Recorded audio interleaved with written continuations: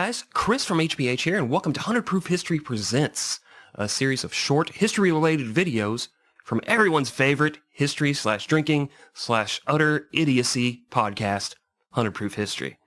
Today I'm here to tell you all about the sinking of the RMS Lusitania.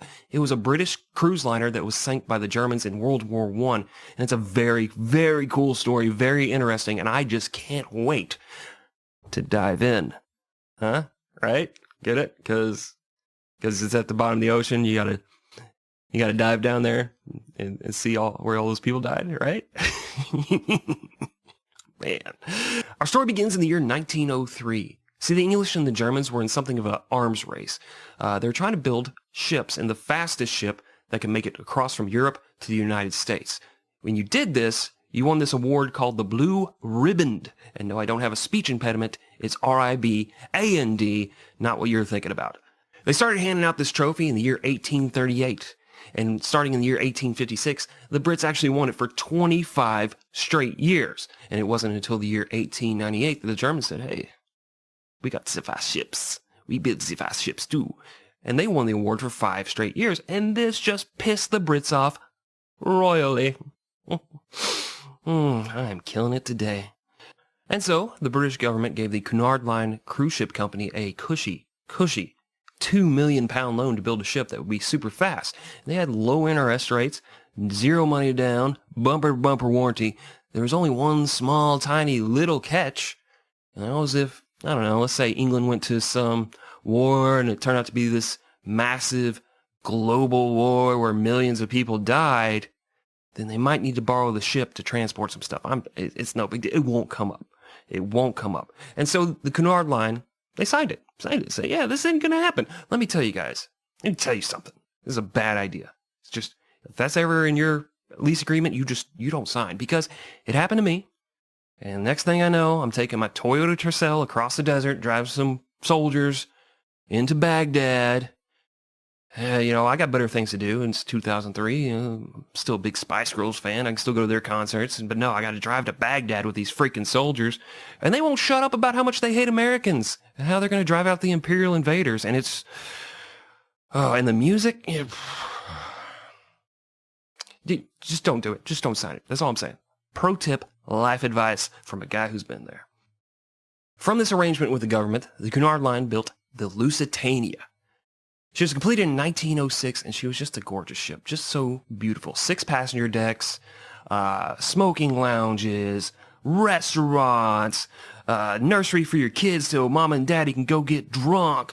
You got all this storage space, marble fireplaces, silk drapery, like 3 Starbucks for some reason, and they charge you more because you're a captive audience like at the airport, and you get all mad, but you still got to have your latte, so...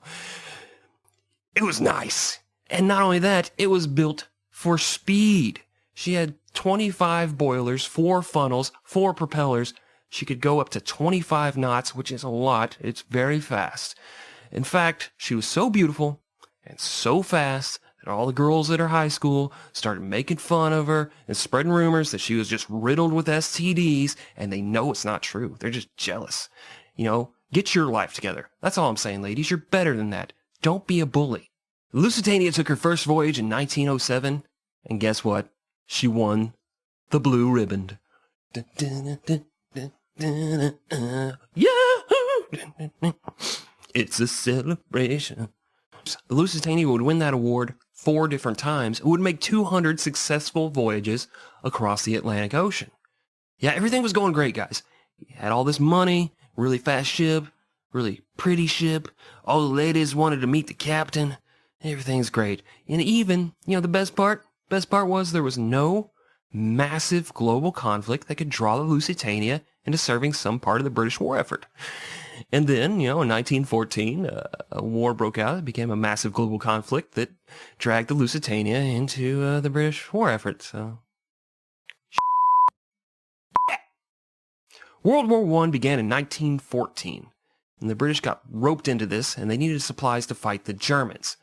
Being the gods of capitalism that we are, us Americans decided, hey, well, we just started sending them some weapons. But we really couldn't send our ships over there because then they get, targeted and all that. And we didn't really have a navy, a strong navy at least, that could support this shipping process, so we thought of the next best thing. Hide it in ships full of innocent people. Nothing bad could ever happen. They won't know it's there. The Germans won't know it's there. Everything's golden, guys.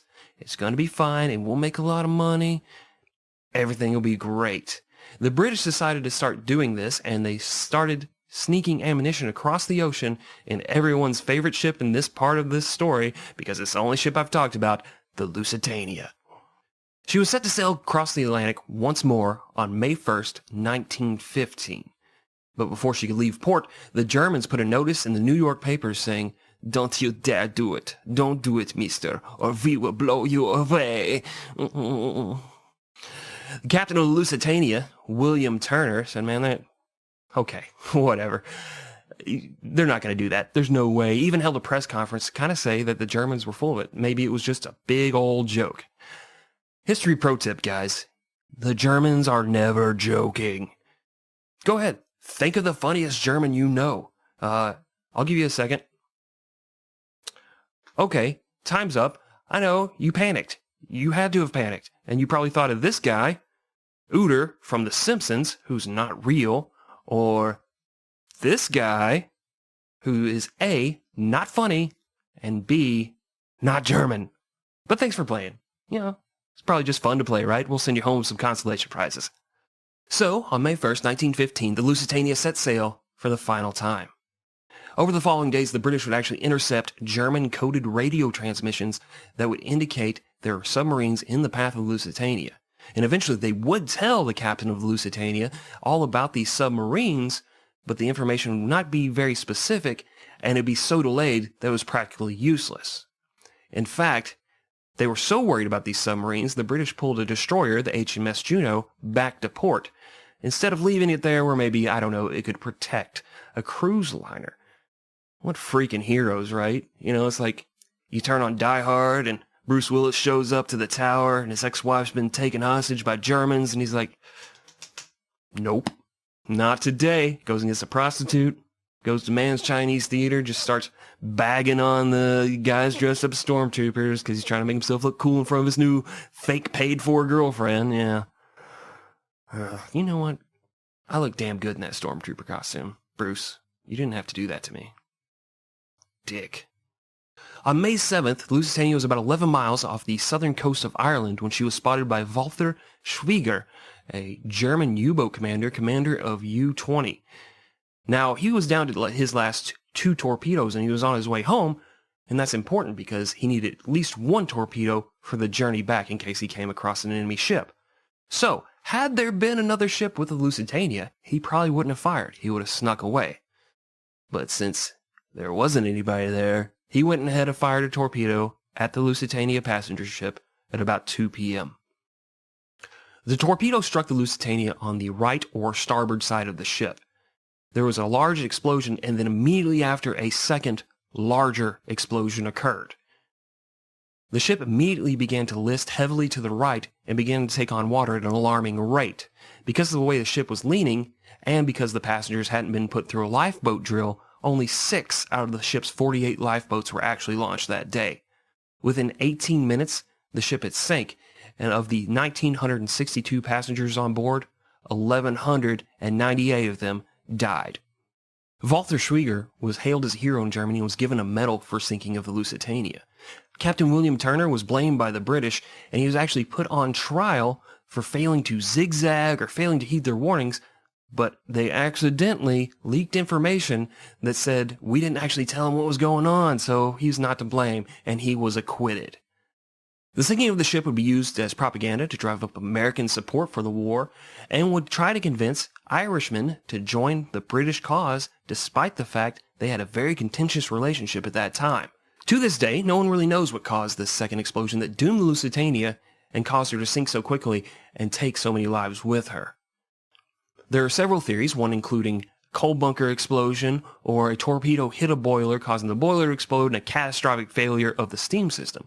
The prevailing theory is that the torpedo struck the ammunition that the ship was carrying in secret. Now, that would have caused a massive explosion, but dives on the ship have shown that the area where the ammunition was being secretly held was relatively undamaged. so we may never really know what happened, although I've watched several shows on the History Channel, and I have my own theory.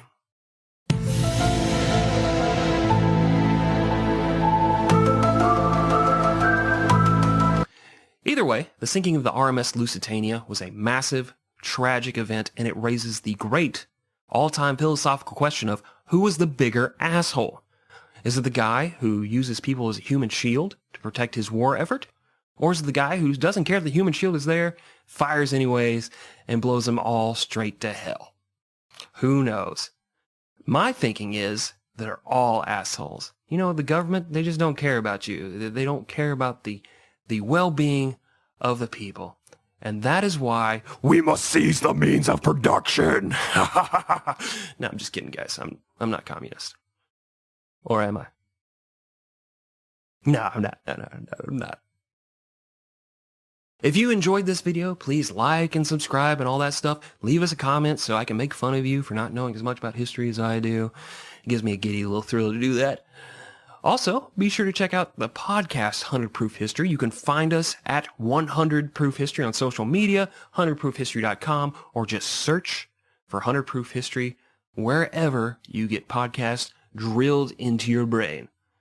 Until next time, this is Chris from HPH saying, I'm not really a communist, but the fact that hot dogs come in packages of 10 and hot dog buns come in packages of 8 means capitalism has failed us all. Bye.